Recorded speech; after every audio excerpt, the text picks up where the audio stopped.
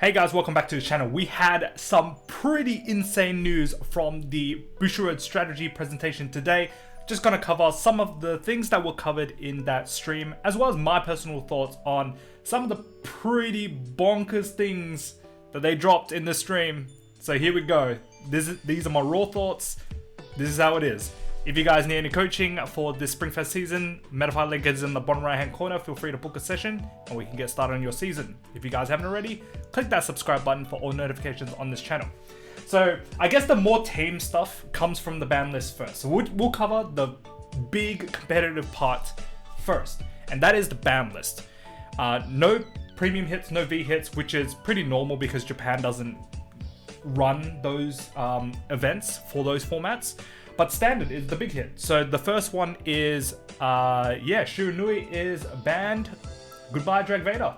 Right? Like, can't use Drag Vader in an Obero deck. It's just how it is. And same with Luard, unable to play Selgowan in the deck as well. But an unrestriction with Elvira and Valshablan, and I think it's because a lot of the other decks are now kind of crept up to the power level of what Willister was before, so unrestricting that is completely fine. So my thoughts on this is that yes, Shiranui is a very strong oppressive deck in the JP format.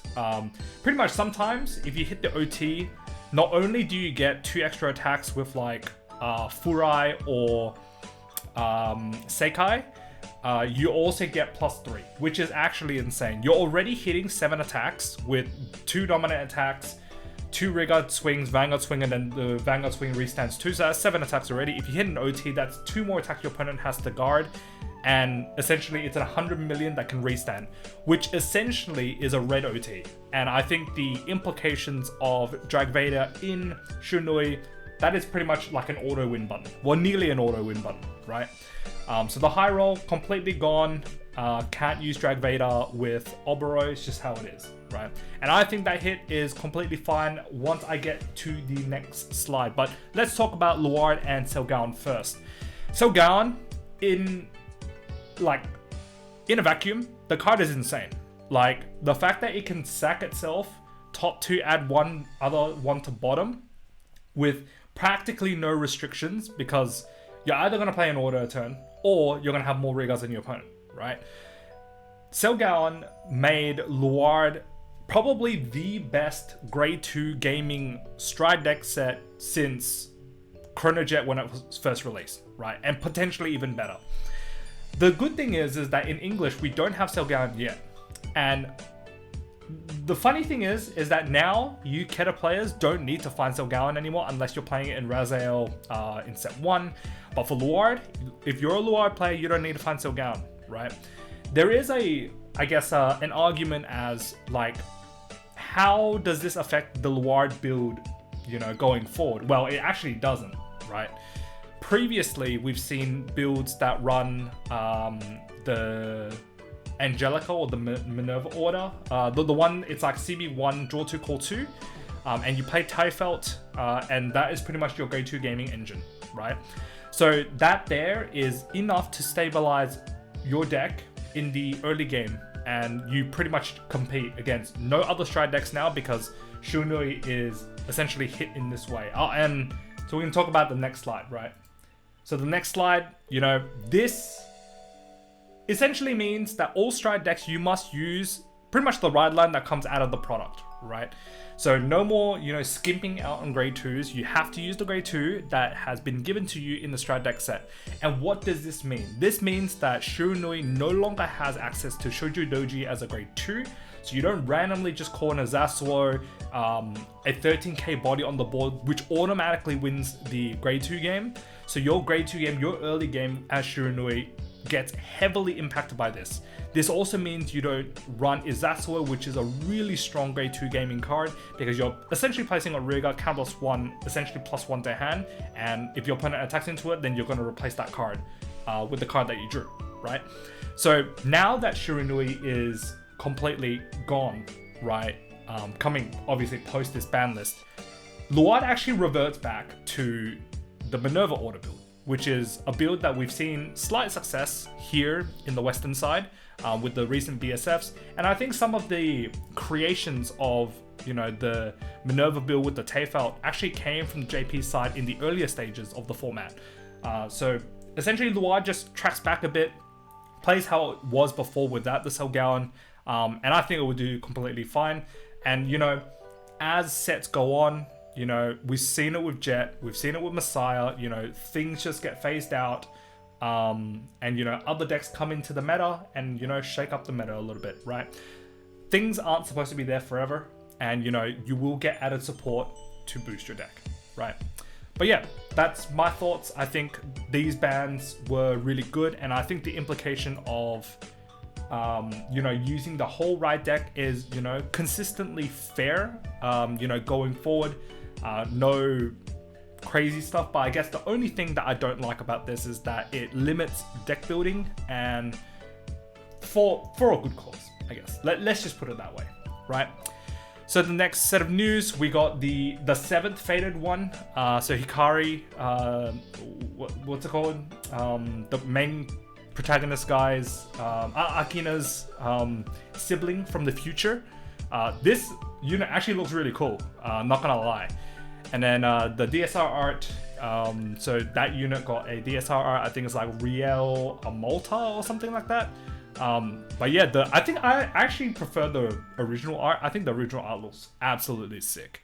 But yeah, you know, Clamp still doing DSRs. And then we also had Lyrical Booster. So obviously after the first 2 sets where, you know, Lyrical was included in the main set, we still get a Lyrical Booster, and here it is, right?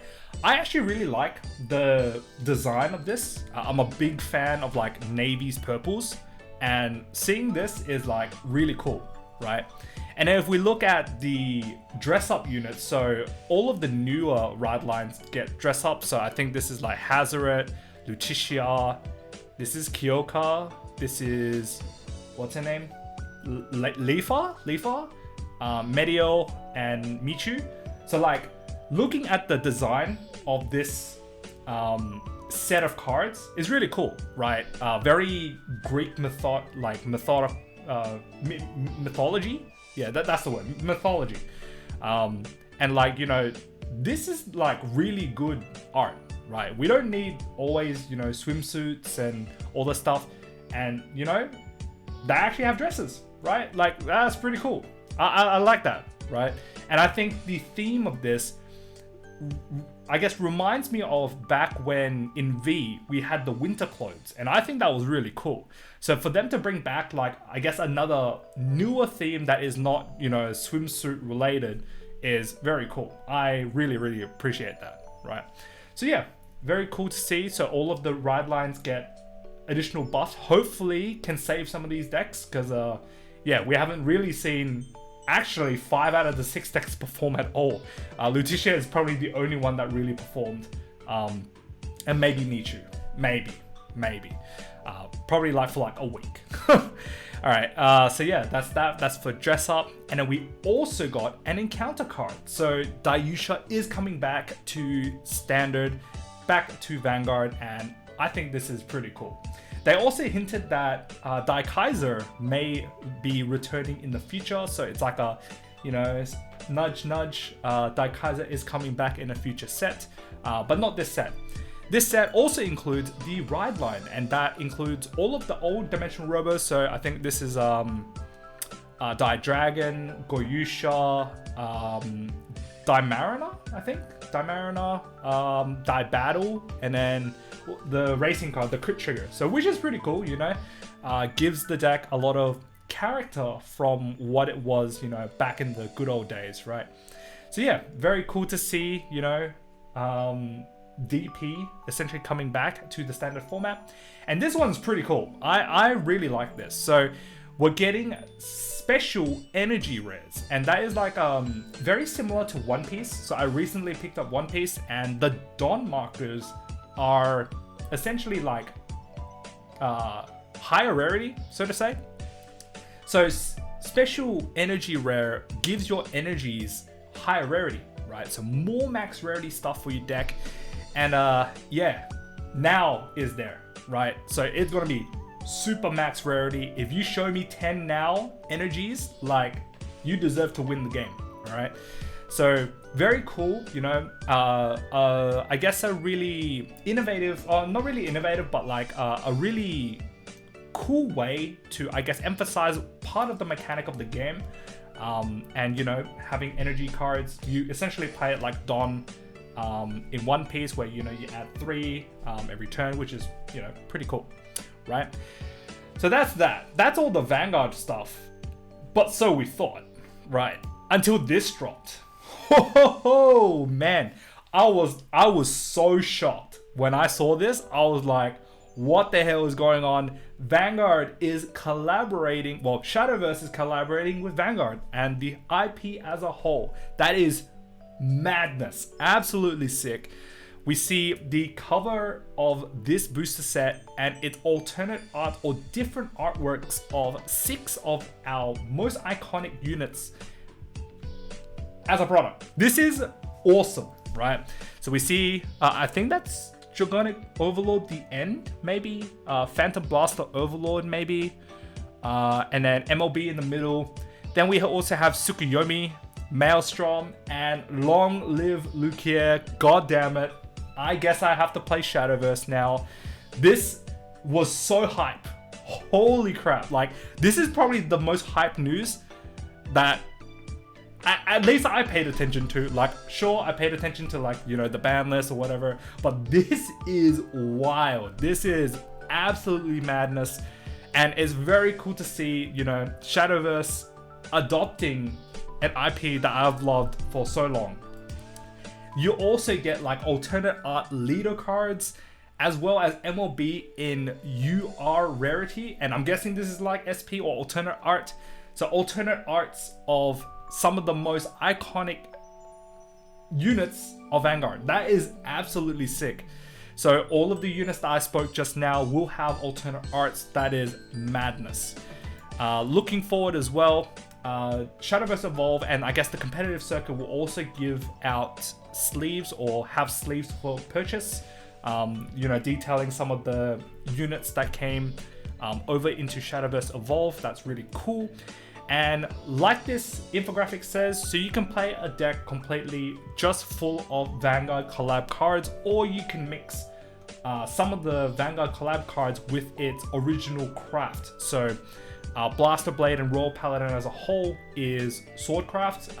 I know that Pale Moon and Lucier is Runecraft, and as someone who used to play the CCG for Shadowverse, I told myself I would get into Shadowverse when Quan came out, which is the Shikigami, but now Lucier is coming to Rune, so I guess I have no choice. So I'm playing Rune now. So yeah, just looking through some of the stuff. So this is like a starter amulet, which kind of mimics the starting Vanguard and a Forerunner. Other stuff that is, I guess, kind of coming out, Evolve points, Evolve cards.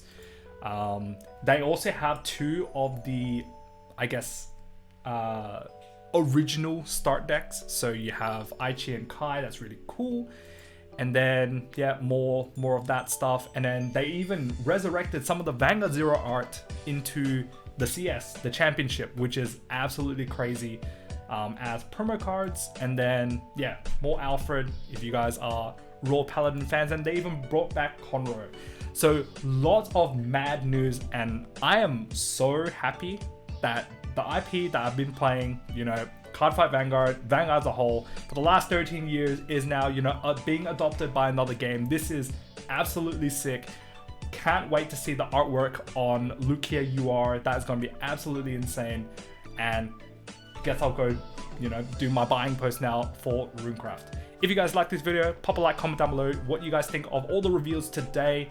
What was the best thing that was revealed? Because for me, it was definitely the Shadowverse Evolve stuff. That is absolutely madness. If you guys haven't already, click that subscribe button, and I'll see you guys in the next video. Peace.